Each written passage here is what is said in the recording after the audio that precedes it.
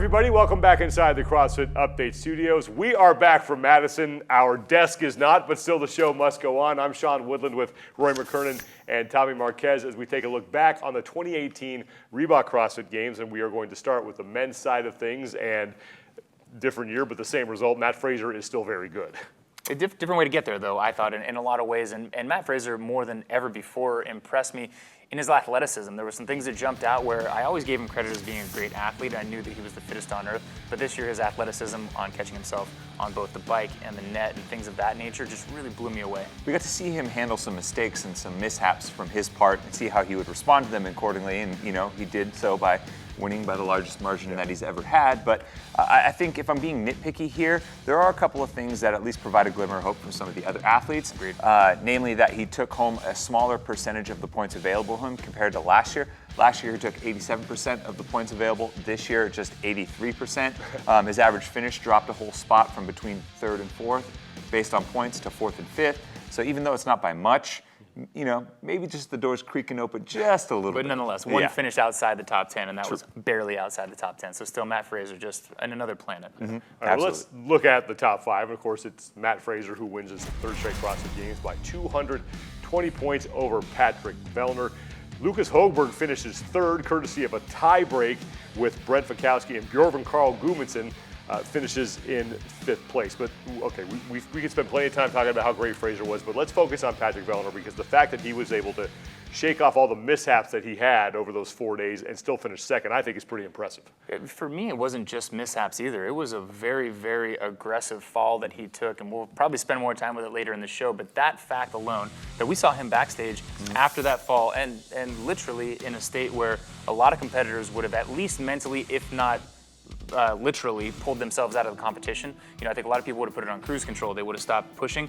He came right back in the very next event, lifted mind-blowingly heavy weights, and stayed aggressive the entire time, closing the gap by the end of the weekend. Yeah, that 595 deadlift was insane. But if we talk about like the comeback that he had last year and how impressive it was battling back from a poor performance to start, it was even better this year. You look at, like, by the time the CrossFit Total came around, he had moved into the top 10. By the time Battleground had showed up on the 2nd day, he was already in the top 5. And then from there on out, he was cruising his way to a top performance overall. Last year, he was never in the top 5 until the final day on that first event. So he basically cut his comeback time in half, and he won the Chaos event, which was one of the marquee events of the weekend, and really showcased just his composure as an athlete. And a final tip of the hat in terms of sportsmanship, I saw him right after the crit, and basically he was textbook sportsman in the way that you really appreciate. He accepted exactly what had happened. He's like, hey, this is a bummer, but here I come back. Yeah, and speaking of, you know, things that were impressive, Lukas Högberg, never lower than 3rd, finishes in 3rd thanks to that win that he had on Sunday. And the two questions I have is, first, how did we miss this guy? And second, what changed? Because this was an athlete who wasn't even in the games last year. So I actually had an opportunity to speak with some of the people in his camp, and the one thing that was the biggest difference for him primarily was the mental side of things. He actually said that he didn't change really anything from his training, even though he didn't qualify in 2017, because he still felt like the potential and the fitness that he had was on that level to be maybe a potential podium athlete. But the one thing that was holding him back, the regulator, if you will, was his mental side of things.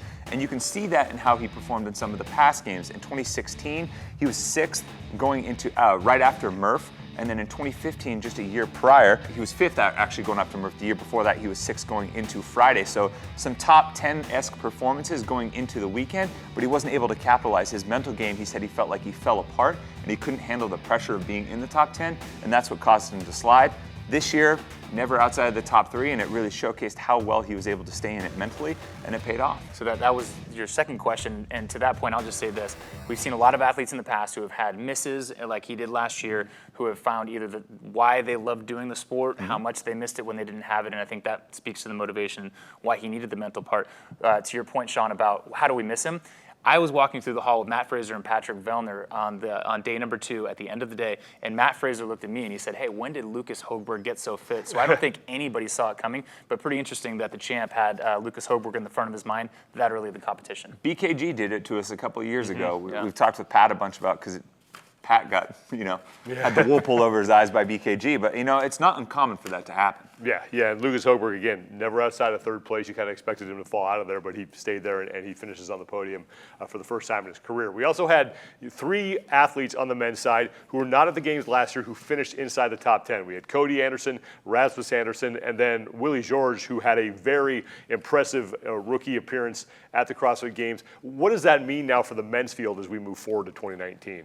Well, you have to start to maybe reframe some of the athletes and the talent that show up on the men's side of things. We have some athletes who've maybe been around a little bit, but haven't quite broken into that elite grouping overall. You look at Willie, really a rookie on the stage. He had a strong performance in the Open, strong performance at regionals. After the CrossFit Total, he was never outside of the top 10. He was as high as 5th on Sunday, going into the final 2 events. He outdueled Fraser on those bicouplets underneath the lights, showcasing some really top-end performances on some marquee events. And Rasmus, having an event win on the bicouplet 1, which went 2nd, showcasing what he said, some big gymnastics, if you will, for a 215-pound man winning a chest to bar pull-up workout.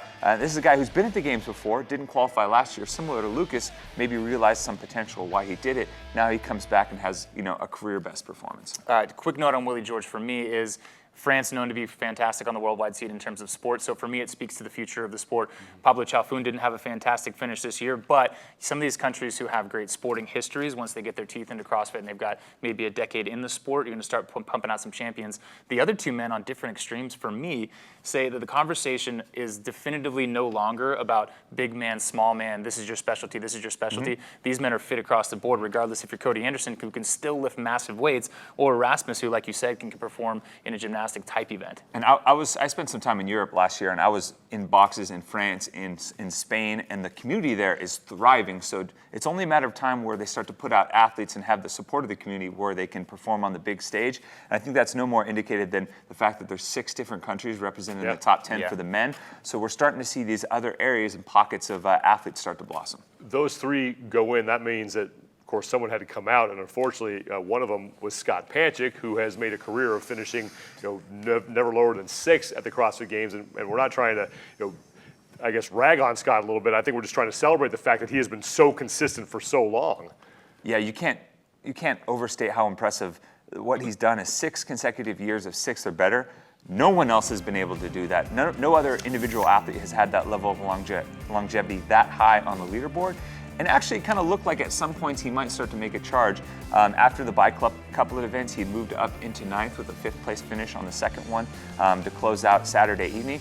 But like his weekend kind of went all weekend long, he had 5 top 10s, but he also had 5 finishes outside of the top 20, so in the bottom half, including a couple of finishes outside the top 30. So maybe he just couldn't quite catch that same footing that we usually see from him where he finishes strong. All I can say is that Becca Voigt being there for 10 years, Ben Smith 10 in a row, Scott PANCHIK is in that same echelon for me in terms of, like you said, longevity and success that many years in a row. It blows my mind. Yeah, never lower than 6. I mean, he was always expected to be up here, and I think it just shows that the men's side now is getting more competitive, at least after the top guy. Yeah, for most people, an 11th place finish is a career season, right? And for him, it's his lowest ever. So that tells you just how good he's been. If, most people see an 11th as oh man, that's a rough year for you.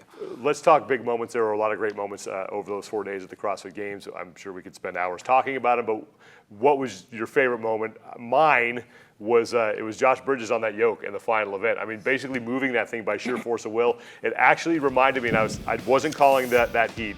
Brandon Domain and Rob Orlando those guys did a great job, so I got to kind of be a fan for a little bit, and it reminded me of 2011 when Chris Spieler just put his head down and moved that dog sled, and you don't know how he did it, but he did it, and I know that was a disappointing finish for Josh, but to me, like, those moments are almost more fun to watch than the big moments of athletes winning events. Literally in tears for me when I heard that. I know Josh wants to hear that touchy-feely moment, but for me, seeing an athlete in the crowd rising to their feet and absolutely blowing up for him, I agree with you. That one stole the show for me. And Josh also came out about the fact that his knee was in really bad shape. Some of these athletes, Scott PANCHIK, you want to take for an example, they're really overcoming a lot of physical obstacles. I'm going to go with I guess the smaller scene of a physical obstacle, and that would be Patrick VELLNER falling off the cargo net. And again, I mentioned it early in the show, but taking a fall where I think many people first of all, wouldn't run onto a 4th place finish in that particular event. And then second of all, wouldn't leave the premises, get images at a hospital, and then come back and work his way back methodically to a 2nd place finish. So I guess my moment is everything Pat Vellner did after that fall.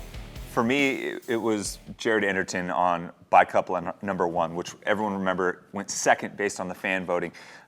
This is a guy who's a former competitive national ranked weightlifter, switching over to CrossFit. It's his first year, doesn't really know what to expect in terms of the volume of the CrossFit Games. Gets into a Saturday night performance, bicouple at 2, which was the first one. He takes dead last and struggles a bunch.